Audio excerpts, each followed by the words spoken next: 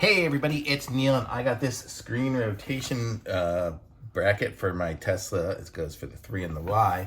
Let's check it out and see what's inside. It's for the screen in the car. Should give us the ability to rotate the screen. So, how cool is that? So, I'm gonna check out what the bracket looks like and what all the pieces are. It's got more pieces than I thought it was gonna come with. Oh. So here we go. So everything's out of the box. We have our instruction steps. We have, I guess this is going to be the replacement bracket for underneath with the hole for it. I'm guessing this is the temperature sensor one. It's probably the old school temperature sensor.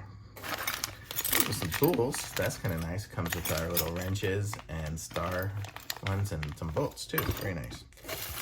Comes with a little cover, I guess, to cover it up once we get the wires going through it, so it'll look nice. And then here is the bracket. So the bracket will be like that, and it'll go, well, I guess this is where it kind of goes in there and rotates and stuff.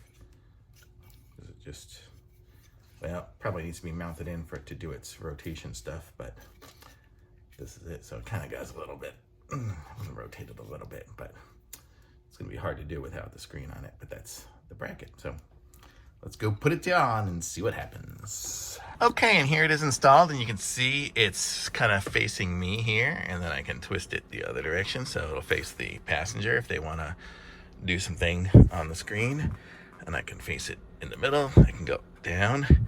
So if, I don't know why I'd ever want it to be down that low, but I can turn it up. So definitely got a lot of motion in this thing, so I'll probably leave it something like this, so it'll be kind of facing me as I'm driving, and then if somebody else comes in the car and they want to play with it, they can do that to set their music or whatever. So super cool.